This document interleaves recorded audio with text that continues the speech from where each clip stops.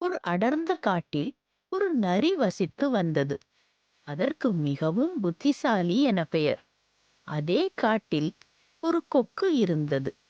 அந்த கொக்கு மிகவும் சாதுவாகவும் அமைதியாகவும் இருந்தது. ஒரு நாள் நரிக்கு ஒரு குறும்பு எண்ணம் தோன்றியது. அது கொக்கை தனது வீட்டிற்கு விருந்துக்கு அழைத்தது.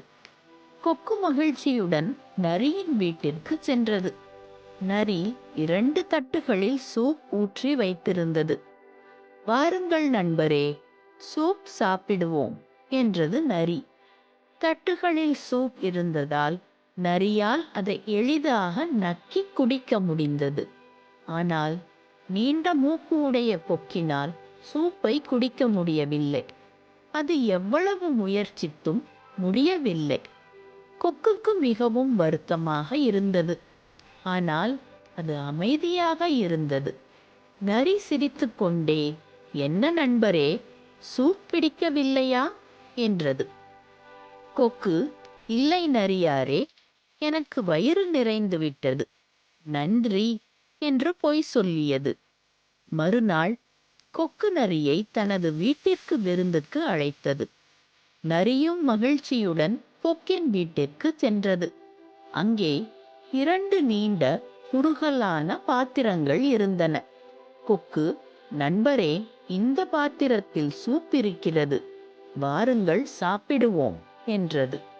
கொக்கு தனது நீண்ட மூக்கின் உதவியால் பாத்திரத்தில் இருந்த சூப்பை எளிதாக குடித்தது. ஆனால் நரியால் முடியவில்லை. எவ்வளவு முயற்சித்தும் அதன் முகம் பாத்திரத்திற்குள் செல்லவில்லை. நரிக்கு மிகவும் கோபம் வந்தது. ஆனால் அது தனது தவறை உணர்ந்தது. நரி, நண்பரே, என்னை மன்னித்து விடுங்கள். நான் உங்களுக்கு சூப் வைத்தபோது உங்களின் சிரமத்தை பற்றி நினைக்கவில்லை. இப்போது எனது தவறை உணர்ந்தேன் என்றது. கொக்கு சிரித்துக்கொண்டே, நண்பரே, நீங்கள் செய்தது தவறு என்று உணர்ந்தது மகிழ்ச்சி. நாம் மற்றவர்களை எப்படி நடத்துகிறோமோ அதே போல்தான் அவர்களும் நம்மை நடத்துவார்கள் என்றது. அந்த நாளிலிருந்து நரியும் கொக்கும் நல்ல நண்பர்களாக இருந்தன. நீதி, நாம் மற்றவர்களை எப்படி நடத்துகிறோமோ அதே போல்தான் அவர்களும் நம்மை நடத்துவார்கள்.